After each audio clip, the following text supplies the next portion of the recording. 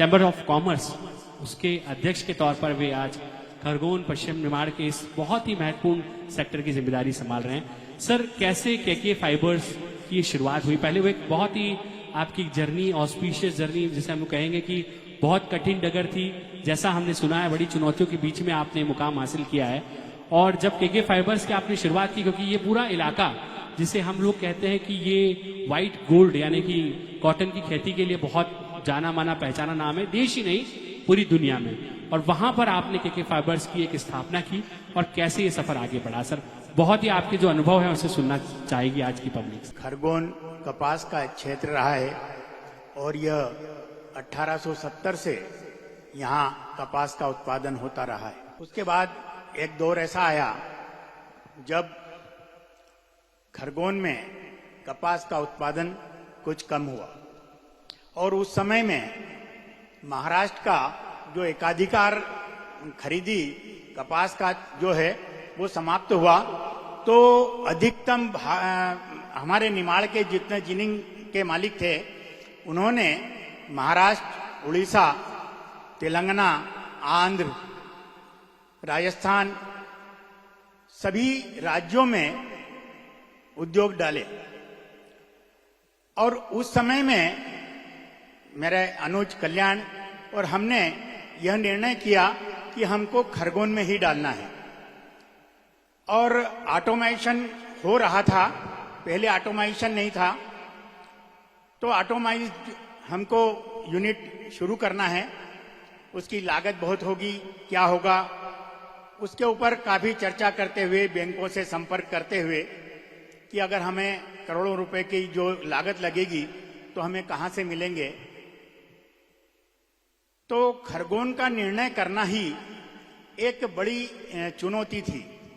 उस समय में खरगोन के हमारे जो साथी थे अन्य, उन्होंने हमारे निर्णय को उचित नहीं समझा, परंतु हम दोनों भाइयों ने यह तय किया कि हमको जो कुछ भी करना है खरगोन में करेंगे।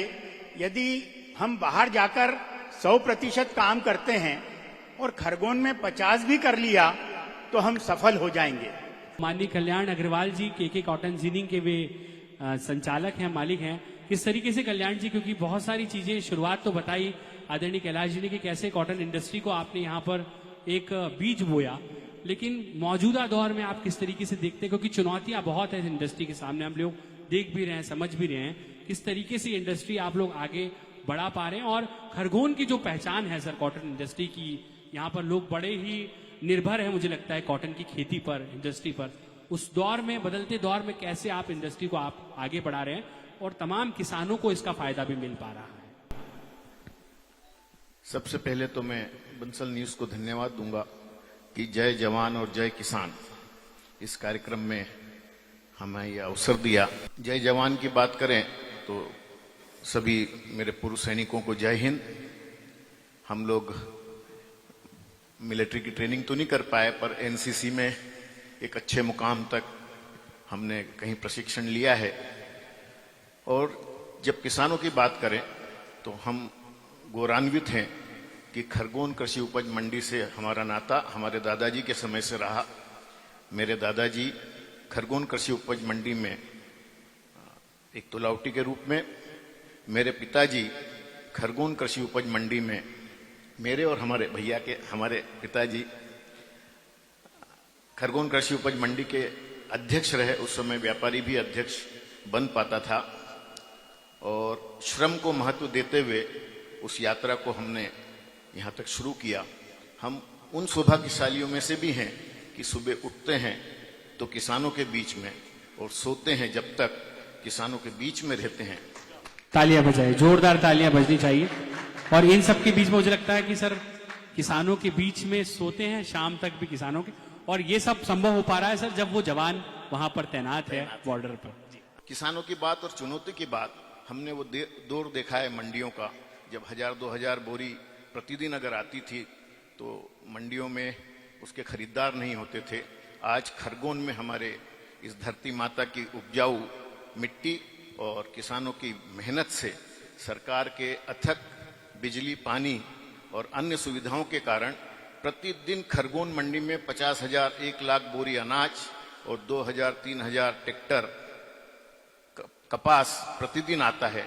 चुनौतियां आवक की नहीं है, चुनौतियां हमारे श्रम की भी नहीं है और निश्चित हमने बहुत उन्नति की है। समय समय पर किसानों को उसका उचित मूल्य मिले तो वो एमएसपी वगैरह के कारण कुछ तात्कालिक चुनौती होती है, पर निश्चित इस खरगोन जिले का किसान जो श्रम के साथ काम कर रहा है, इसलिए हम कृषि आधारित उद्योग के लिए एक अनुकूलता है, मैं उसे बहुत चुनौती से नहीं मानता। उनके लिए हृदय से बहुत धन्यवाद करता हूं कि उनके श्रम और हमारे कारखानों के द्वारा हम क्षेत्र का विकास भी कर रहे हैं, उनका भी कर रहे हैं और अपना भी कर रहे हैं। मैं अब परविंदर सिंह चावला जी से निवेदन करूंगा, क्योंकि वे समाज सेवी भी हैं और मुझे लगता है कि पर्यावरण के क्षेत्र में जो उनके किए गए काम हैं वो बहुत ही सराहनीय हैं। और जब भी आप उनका नाम सुनते हैं तो वे एक ऐसे जज्बे के साथ में पेड़ पौधों के लिए लड़ते हुए नजर आते हैं, हरियाली के लिए, क्योंकि उनका यह मानना है कि ये पर्यावरण अगर जिंदा रहेगा, ये सुरक्षित रहेगा, ये वातावरण अगर सुरक्षित रहेगा तो हम और आप सुरक्षित रहेंगे। कैसे सर चावला जी आप देख रहे हैं खरगोन, जहां पर एक कहें कि प्रकृति की एक अलग तरीके की यहाँ पर तस्वीर नजर आती है। लोग ये कहते हैं कि आप जब निमाड़ जाते हैं तो बहुत गर्माहट महसूस होती है, टेम्परेचर हाई होता है, हालांकि ये आंकड़े भी कहते हैं। लेकिन इन सब के बीच में क्या हमारी और आपकी वो कोशिश वो बहुत हद तक रंग लाती हुई नजर आ रही है जब हम पर्यावरण संरक्षण की बात कर रहे हैं? कैसे देख रहे हैं सर आप? सर्वप्रथम आज का जो आयोजन बंसल न्यूज के द्वारा संपादित किया जा रहा है उसकी मैं बहुत ही प्रशंसा करता हूं। जय जवान जय किसान, आपने बहुत ही एक अच्छे मुद्दे पे परिचर्चा और आयोजन को खरगोन के नगर में करने का जो प्रयास किया, निश्चित ही बहुत अच्छी आपकी एक उपलब्धि। मैं पूरी टीम को बधाई देता हूं। पर्यावरण को लेकर के जहां तक मैं मानता हूं कि जो स्थितियां हैं वो बिगड़ती जा रही हैं और आने वाले दिनों में जो पहले हमारे पिता जंगलों के में राज किया करते थे, आज हम सीमेंट और कंक्रीट के दौर में राज करें। आने वाले हमारी नस्ल शायद उन वृक्षों को देखने के लिए भी वंचित रह जाएगी। वो ऐसे वृक्ष होंगे जिनको देखने के पैसे लग सकते हो भविष्य में, ऐसा मेरा मानना है। मेरे को इस बात की खुशी है कि मैं अपने जितने भी खेत हैं मेरे परिवार के और मेरे सभी पे हमने पर्यावरण के दृष्टिकोण से वृक्षारोपण करने का कार्य किया और परमात्मा की कृपा से उनमें सफल भी हो रहे हैं। और एक विगत कुछ दिन पूर्व सड़क चौड़ीकरण के अंतर्गत कुछ वृक्ष को काटे जा रहे थे। उन वृक्षों के नीचे हमारे बुजुर्गों का, हमारे युवा साथियों का बहुत एक लंबा समय गुजरा था। नवग्रह मंदिर के वहां जब वृक्ष कटे जा रहे थे, मैंने देखा और मैंने आगे बढ़ के उसमें अपनी रुचि दिखाई। वो 6 वृक्षों को अपने स्वयं के व्यय से स्थानांतरित करा। स्थानांतरित करने के दौरान चूंकि मौसम गर्मी का था, एक रिस्क थी पर्यावरण के दृष्टिकोण से वो पनप पाए या नहीं पनप पाए। प्रशासन की अपनी मजबूरी थी कि उनको काटना था रोड चौड़ीकरण के अंतर्गत। हमने 6 वृक्षों को स्थानांतरित किया और मुझे बताते हुए खुशी है कि वो 2 वृक्षों को हम जीवित रखने में सफल हो पाए हैं। डॉक्टर विक्रम सिंह परमार से अभ्युदय यूनिवर्सिटी के रजिस्ट्रार हैं और अभ्युदय इस नाम से ही जैसा प्रतीत होता है कि एक नई शुरुआत अभ्युदय। सर सबसे पहले तो अभ्युदय ये प्रकल्प जिस तरीके से खरगोन में इसकी शुरुआत हुई है, शिक्षा के क्षेत्र में मुझे लगता है कि पश्चिमी निमाड़ ही नहीं, इस पूरे जो आसपास के क्षेत्र हैं वहां की एक अलग पहचान बन चुका है। कैसे अभ्युदय यूनिवर्सिटी शिक्षा के इस नए आयामों को गढ़ रही है और मुझे लगता है कि देश की वो आने वाली पीढ़ी जिस पर देश का भविष्य टिका हुआ है और इस पीढ़ी से बहुत उम्मीदें हैं। जब हम बात कर रहे हैं तीसरी दूसरी अर्थव्यवस्था बनने की दुनिया में, तो उसमें इस युवा पीढ़ी की जो भूमिका है वो बहुत महत्वपूर्ण मानी जा रही है। तो उस युवा पीढ़ी को गढ़ने के लिए कैसे अभ्युदय यूनिवर्सिटी अपनी भूमिका का निर्वहन कर रही है देश के विकास को लेकर? सबसे पहले बंसल न्यूज का बहुत आभार। जय जवान जय किसान, मुझे लगता है ये एक नारा नहीं है, ये भारत की आत्मा है। मैं हर एक विद्यार्थी से यही कहता हूं कि बेटा जब भी हम भोजन के लिए बैठे तो एक बार किसान को जरूर धन्यवाद देना और जब हम सोने जाएं तो एक बार हमारे देश के सैनिकों को जरूर धन्यवाद देना कि अगर हम वो खाना खा पा रहे हैं या चैन की नींद सो पा रहे हैं तो उसमें जवान और किसान दोनों का बहुत योगदान है। अगर मैं बात करूं अभ्युदय विश्वविद्यालय की, तो हम पश्चिम निमाड़ का प्रथम विश्वविद्यालय है। अभी 2 साल पहले हमने खरगोन में हमारी यूनिवर्सिटी स्टैब्लिश की, बट हमें शिक्षा जगत में 19 साल हो चुके हैं। इंदौर का जाना माना group, Renaissance university, Renaissance college of commerce and management, Renaissance law college, Indore Indira, और इसके अलावा हमारे जो चेयरमैन फाउंडर श्री स्वप्निल कोठारी जी का एक जो सपना था, हमने 2 साल पहले अमेरिका में भी अपनी एक यूनिवर्सिटी अभी स्थापित की है, वेस्टर्न स्टेट यूनिवर्सिटी कैलिफोर्निया में। तो हम निमाड़ में भी हम देखते हैं कि बच्चों में यहाँ कोई कमी नहीं है, बच्चों में बहुत ही ज्यादा टैलेंट है, बस उनको बताना है कि प्रॉपर वे क्या है, प्रॉपर मार्गदर्शन क्या है। हम चाहते हैं कि बच्चे आर्थिक स्थिति है बच्चों की पढ़ाई में वो रुकावट ना बने, तो हम कोशिश करते हैं कि हर वर्ग का विद्यार्थी हमारे यहाँ से एक अच्छी और उच्च शिक्षा ग्रहण कर सके। मैं डॉक्टर गौतम नागराज जी के पास अब पहुंच जाएंगे, क्योंकि सूरज डेंटल क्लिनिक एक ऐसा नाम है जिसने चिकित्सा और स्वास्थ्य के क्षेत्र में जिस तरीके से कीर्तिमान को रचा है। और डॉक्टर गौतम नागराज जी से मैं इस कार्यक्रम से पहले भी जब बातचीत कर रहा था तो उनका वही सहज भाव है। एक डॉक्टर का जब सहज और सरल भाव रहता है तो एक पेशेंट और डॉक्टर के बीच की जो ट्यूनिंग है वो कहीं ना कहीं बहुत अलग तरीके की हो जाती है। कैसे सर सूरज डेंटल क्लिनिक की यहाँ पर शुरुआत हुई है, और हम ये देख रहे हैं कि आपका जो ध्यान है वो लोगों के स्वास्थ्य की तरफ तो है ही, लेकिन इसके अलावा जो छोटे बच्चे हैं उन्हें खास तौर पर आप ज्यादा फोकस कर रहे हैं, ताकि वे स्वस्थ रहेंगे तो आने वाला कल हमारा स्वस्थ होगा। कैसे सर इसकी शुरुआत हुई है और कैसे ये यात्रा एक ऑस्पिशियस जर्नी की एक शुरुआत की गई है सर? सबसे पहले मैं बंसल न्यूज़ को धन्यवाद कहना चाहता हूँ। सबसे पहले मैंने शुरुआत ये की थी क्लिनिक की कि सबसे पहले गवर्नमेंट हॉस्पिटल गया था मैं, जब मेरा क्लिनिक नहीं था, तो मैंने वहाँ ये देखा कि यहाँ पर क्या समस्या आ रही है, पेशेंट किस तरह से ट्रीट होते हैं या किस तरह से आगे बढ़ते हैं या उनका ध्यान रखना है। और जब मैंने देखा कि यहाँ पर पेशेंट में डेंटल अवेयरनेस की बहुत कमी है, तो उसको ध्यान में रखते हुए मैंने सबसे पहले डेंटल अवेयरनेस पे काम किया। मैंने देखा कि यहाँ पर पेरेंट्स को यही नहीं पता है कि बच्चों के लिए पेस्ट कौन सा यूज़ करना चाहिए या ब्रशिंग टेक्निक कैसे यूज़ करना चाहिए या क्या ध्यान रखना चाहिए कि अपने दांतों को अच्छे से देखभाल कर सके या डेंटिस्ट के पास ना जा पाए। तो मैंने कोशिश किया कि निःशुल्क स्वास्थ्य शिविर लगाए, जिसमें मैंने डेंटल अवेयरनेस के बारे में जानकारी दी, जिसमें पेरेंट्स को मैंने समझाया कि आप अपने बच्चों को 3 साल से ऊपर के बच्चों को ब्रश करना सिखाएं और उनको कौन सा पेस्ट यूज़ करना चाहिए ये भी ज़रूरी है। आज तक पेरेंट्स को यही नहीं पता है कि नेचुरली उनके लिए टूथपेस्ट अलग आते हैं, हम घर में जो रेगुलर यूज़ करते हैं वही बच्चों को लिए करा देते हैं। तो सबसे पहले यही ध्यान रखना है कि बच्चों को डेंटल अवेयरनेस की जानकारी शुरुआत से दें, जिससे कि डेंटल ट्रीटमेंट उनको कम से कम हो, क्योंकि बच्चों में डेंटल ट्रीटमेंट या सड़न या कैविटी जैसे ही आती है तो पेरेंट्स सबसे ज़्यादा परेशान हो जाते हैं, क्योंकि वो खा पी नहीं पाते। तो मैं कोशिश हमेशा कर रहा हूँ कि डेंटल अवेयरनेस पे मैं वीडियोस बनाते रहता हूँ और उनकी जानकारी देते रहता हूँ। आप सब भी ध्यान रखें कि जब भी खाना फंस रहा है या कोई भी प्रॉब्लम हो रही डेंटल, तो आप घर का उपयोग ना करें या घर का इलाज या यूट्यूब का इलाज ना करें, आप मेडिसिन ले या डेंटिस्ट को दिखाएं जरूर। मैं देखा जा रहा हूँ कि 24 से 30 व्यक्ति जो उम्र के व्यक्ति, उनमें ज़्यादा प्रॉब्लम देख रहा हूँ मैं डेंटल की। तो हमें बचपन से शिक्षित करना पड़ेगा बच्चों को कि डेंटल अवेयरनेस के प्रति दूध ब्रशिंग और इन पर ध्यान जरूरी है, और मैं ये पूरी कोशिश कर रहा हूँ। बाकी धन्यवाद आपका। विराज हॉस्पिटल, और जैसा मुझे जानकारी आप शायद न्यूरो सर्जन हैं सर, कैसे विराज हॉस्पिटल के संकल्प आप लेकर आए हैं? और स्वास्थ्य का क्षेत्र में ये नहीं कहता हूँ कि बहुत चुनौती के दौर से गुजर रहा है, लेकिन यहाँ पर हर दिन एक नया चैलेंज भी है। पेशेंट्स और जो डॉक्टर है उसके बीच के इस ट्यूनिंग को, इन दोनों के बीच का एक वो रिश्ता है सर, उसको आप कैसे देख पा रहे हैं? और जब आपने विराज हॉस्पिटल की शुरुआत की थी तो क्या कुछ संकल्पना दिमाग में और किस तरीके का लक्ष्य लेकर आप आगे बढ़े थे, और उस लक्ष्य के कितना करीब पहुंच पाया है विराज हॉस्पिटल? आदरणीय सम्मानीय अतिथिगणों को मेरा बहुत बहुत नमस्कार, और बंसल न्यूज़ को बहुत बहुत धन्यवाद इस लायक समझने के लिए कि मैं इस मंच पे बैठ सकूं।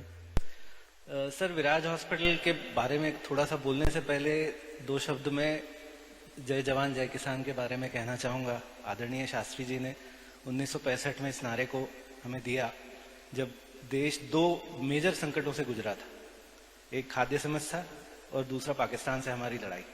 और इन दोनों से लड़ने के लिए हमारे जो महान नेता थे, उन लोगों ने पूरा प्रयास किया और वो स्थिति से आज पूरा देश इतना प्रभावित हुआ। उसमें एक नारा आदरणीय हमारे वाजपेयी जी ने दिया था, ऐड किया था 1991 में, जय विज्ञान। तो ये तीन जो मिल के बने, उससे आज भारत इस जगह पे पहुंचा है कि हम तीसरी सबसे बड़ी अर्थव्यवस्था है। इसके अलावा मेडिकल क्षेत्र में भारत शुरुआत से अग्रणी रहा है। सुश्रुत संहिता और जितने भी हमारे वैदिक जो परंपराएं रही हैं, उन सब से आगे चल के बीच का कुछ पीरियड ऐसा रहा कि हम भूल गए कि हम मेडिकल साइंस में भी बहुत अग्रणी हैं। लेकिन जब से आजादी हुई है उसके बाद से भारतीय चिकित्सकों को उच्चतम श्रेणी में माना जाता है, विदेशों में भी। मेरा खुद का एक्सपीरियंस है, मैं कई जगह बाहर ओपीडी करने जाता हूँ, सर्जरीज करता हूँ आउट ऑफ कंट्री, तो इंडियन डॉक्टर अगर उन्होंने सुना है तो वो पूरे विश्वास के साथ आता है। ये हमारी सबसे बड़ी उपलब्धि है हमारे एजुकेशन सिस्टम की। और इस एजुकेशन सिस्टम में कहीं कोई भेदभाव नहीं रहा, चाहे वो महिला हो, पुरुष हो, कोई धर्म, कोई विभाग, ऐसा नहीं रहा। तो शुरुआत वहां से हुई विराज हॉस्पिटल की। सर, आपकी ही बात को आगे बढ़ाते हुए मैं अब अगला जो है वो बातचीत वार्तालाप का क्रम हम बालकृष्ण पाटीदार जी की तरफ चलते हैं। और सर, आपने कहा कि यहाँ ड्रैगन फ्रूट की खेती हो रही है, तरह तरह के नए जो फ्रूट्स हैं उनका उत्पादन हो रहा है, और जब खेती के साथ में ये तकनीक जुड़ी है तो किसानों के जो हौसले हैं सर, उनको भी कहीं ना कहीं पंख लगे हैं। और इसमें कोई अतिशोक्ति नहीं होगी कि पहले जो किसान को लेकर मानसिकता, जो अवधारणाएं थी, वो बहुत बदल चुकी है। अब किसान बहुत तकनीक के साथ में आगे बढ़ रहा है। और बालकृष्ण पाटीदार जी टेरा ग्लैब और निमाड़ फ्रेश, ये दो प्रकल्प वे चला रहे हैं। और कैसे सर ये टेरा ग्लैब और निमाड़ फ्रेश की शुरुआत कैसे हुई सर? और हम तो देख रहे हैं कि आपके साथ जो किसान आज जुड़ चुका है वो तकनीक के मामले में बहुत ऊपर है, अपडेटेड है और जागरूक भी है कि हमें कौन से समय कौन सी खेती करना है, किस तकनीक के साथ करना है। तो क्या ये वही दौर अब है सर कि अब किसानों को आप ये नहीं कह सकते आप उसको चैलेंज मत कीजिए, किसान अब अपडेट है और तकनीक के साथ में जुड़ गया है? कैसे देखते हैं सर बदलते दौर और किसानों की इन चुनौतियों में अब उन्होंने आपदाओं को भी अवसर में बदल लिया है? जैसे कि अभी हमारे डॉक्टर साहब ने बताया कि खेती में नई नई चीज़ें आई है, नई नई चीज़ों के साथ नई नई चुनौतियां भी आई है। तो मैं मेरे किसान भाइयों को और मेरे व्यापारी भाइयों को, जैसे कैलाश दादा हैं, आज निमाड़ फ्रेश एपीओ, टेरा ग्लैब एपीओ जो एक्सपोर्ट में काम कर पाया है, उसमें कैलाश दादा का बहुत बड़ा सहयोग है। हम उनके घर पे जाते थे, बहुत सारी चीज़ें पूछते थे और वो निस्वार्थ बताते थे। कोई भी व्यापारी अपना बिजनेस किसी किसान कंपनी को नहीं बताएगा, पर कैलाश दादा की इतनी अच्छी खासियत है कि उन्होंने हमको सारी चीज़ें बताई। और आज मैं कहना चाहूँगा कि खरगोन में ड्रैगन फ्रूट हो रहा है, आपका काटन हो रहा है, सोयाबीन, और इसके साथ साथ हमारा गोगांव फार्मर प्रोड्यूसर कंपनी है जो कि चिली का सीड उत्पादन, बीज उत्पादन और काटन का कर रहा है, जिसके लिए अभी हमें महाराष्ट्र और साउथ के ऊपर निर्भर करना पड़ रहा था। अब वो उत्पादन अपने यहाँ पे होने लग गया है। साथ में अभी एक्सपोर्ट के मामले में देखे जाए तो पिछले बार टेरा ग्लैब निमाड़ फ्रेश ने मिर्ची एक्सपोर्ट की थी, वो भी रेसिड्यू फ्री। मतलब जो मॉलिक्यूल, जो रसायन फॉरेन कंपनी, यूरोपियन कंट्रियों में जो बैंड है, उसके ऊपर काम करके कि क्यों ना अपन ऐसा कुछ काम करें जिससे इतिहास रचा जाए किसानों के लिए। तो हमारा जो एपीओ है टेरा ग्लैब निमाड़ फ्रेश, उसने उस पर काम करके वो एक खेप वहाँ पे भेजी थी। अभी हम लोग काबुली चना और मूंग के ऊपर भी काम कर रहे हैं। जैसे पिछले दिनों आपने सुना हो कि मूंग में सबसे ज़्यादा रासायनिक उपयोग होता है और उस कारण से समस्या आती है। तो जवान और किसान दोनों यहाँ पे है, जो देश की सबसे बड़ी ताकत है। हमारे उद्योगपति भाई भी बैठे हैं, हमारे डॉक्टर लोग भी बैठे हैं, पर कोई भी इंडस्ट्रीज में या कोई भी अनाज नहीं बना सकता। तो आज मैं बंसल न्यूज को धन्यवाद दूंगा कि किसान और जवानों को वो सम्मान दे रहे, पर ये सम्मान हमें हर रोज देना चाहिए।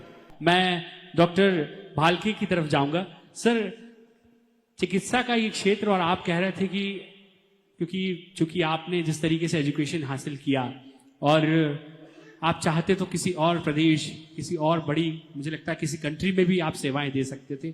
खरगोन का चुनने का आपने कारण भी मुझे बताया, लेकिन कैसे आप देख रहे हैं चिकित्सा के सेक्टर में हमारा भारत किस पायदान पर है? हालांकि ये बहुत इंपॉर्टेंट है कि अभी चुनौतियां बहुत सारी बाकी है, लेकिन फिर भी जिस तरीके का मुझे लगता है कि नेतृत्व है उसके बीच में हम कहां पर हैं और आने वाले कुछ सालों में क्या कुछ आपको लगता है कि वो मुकाम भी होगा जब पूरी दुनिया में भारत की पहचान होगी यहाँ की चिकित्सकों के दम पर, यहाँ के विज्ञान और यहाँ के साइंस के दम पर? सर, मैं बहुत ही आदरपूर्वक आमंत्रित कर रहा हूं आदरणीय पद्मश्री, हमारे भारत के गौरव आदरणीय जगदीश जोशीला साहब को जोरदार तालियों के साथ।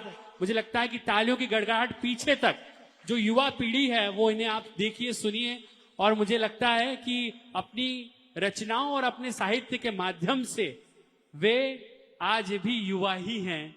हमारे बीच में आदरणीय पद्मश्री जगदीश जोशीला जी, बहुत बहुत अभिनंदन है। रोटी, कपड़ा, स्वास्थ्य, शिक्षा, सुरक्षा, इन सब को समेटकर जो संयुक्त कार्यक्रम आपने आयोजित करके समाज को प्रेरणा देने का काम किया है, मैं बंसल न्यूज को बधाई देता हूं, आपका आभार व्यक्त करता हूं। किसान तो हमारे अन्नदाता हैं, भूमिपुत्र हैं, उन्हीं की कृपा से हमारा कहना चाहिए पालन पोषण और उन्नयन होता है। मैं अपने जवान भाइयों से, मैं अपने सैनिकों के लिए एक पद्य से अपनी बात करना चाहता हूं। सीमा पर युद्ध करने के बाद, युद्ध के दौरान एक सैनिक का शव उसके घर पर आता है। मैं भूमिका बना रहा हूं। उस शव, उसका वो नवविवाहित जो उनकी पत्नी है, नव यौवना, वह उस शव को जो किस अवस्था में देखती है, दो पंक्ति देखिए कि उस शव को देखकर कि नैनों में नीर है, आंखों में आंसू, नैनों में नीर है, अधरों पे मुस्कान। ये गर्व कि मेरे पति जो है वो इस देश को समर्पित हुए, देश पर शहीद हुए, तो अधरों पर मुस्कान, केशों की काली काली घटा है छाई, और अस्त व्यस्त चीर में लुप्त नव यौवन पर देखो कैसी काली काली घटा घिर आई, कैसी काली। इसका अंतिम पद्य में किस तरह उनकी सीमा पर मृत्यु हुई, किस तरह वो शहीद हुए, एक पद्य केवल प्रस्तुत करना चाहता हूं कि आए थे पाकि सम्मुख से, तो स्वामी जी ने दौड़कर बड़े ही साहस से सीना अड़ाया। आए थे पाकि सम्मुख से, स्वामी जी ने दौड़कर बड़े ही साहस से सीना अड़ाया कि ये पाक रिचूर बचे भाग गए दूर, भारत सिंह ने तब आगे को कदम बढ़ाया, और पाक सीमा में अकेले स्वामी विकट खेल खेले, उन पर काल नहीं महाकाल बड़ा विकट छाया, और घेर के 22 दुष्टों ने चला निर्दयता से गोली, मेरे प्राण प्यारे प्रीतम को धरा पे सुलाया। ये मतलब वो युद्ध का जो दृश्य है कि आए थे पाकि सम्मुख से, स्वामी जी ने दौड़कर बड़े ही साहस से सीना अड़ाया कि ये पाक अरिचूर बचे भाग गए दूर, भारत सिंह ने तब आगे को कदम बढ़ाया, और पाक सीमा में अकेले स्वामी विकट खेल खेले, उन पर काल नहीं महाकाल बड़ा विकट छाया, कि घेर के 22 दुष्टों ने चला निर्दयता से गोली, मेरे प्राण प्रिय प्रीतम को धरा पे सिलाया। फिर भी मरते मरते उठा शीला, जोश किया जोशीला, भारत के वीर ने वीरता दिखाई, और अस्त व्यस्त चीर में लुप्त नव यौवन पर देखो कैसी काली काली घटा गिर आई। निमाड़ की इस भाषा को संजोने का काम किया है। सर, मुझे लगता है कि ये आप पद्मश्री अवार्ड से नवाजे गए हैं, ये बड़ी गौरव की बात न सिर्फ इस निमाड़ के लिए, मध्य प्रदेश के लिए है, बल्कि पूरे देश भर के लिए है कि एक भाषाई योद्धा जो अपने संकल्प का नया बीड़ा उठाकर और निमाड़ की इस निमाड़ी भाषा की पहचान कायम रहे, सिर्फ इसलिए ही लड़ाई लड़ रहा है ताकि निमाड़ का अस्तित्व, यहाँ की भाषा और हमारी संस्कृति बची रहे। जोरदार तालियां हमारे आज के मुख्य अतिथि आदरणीय पद्मश्री जोशीला साहब के लिए।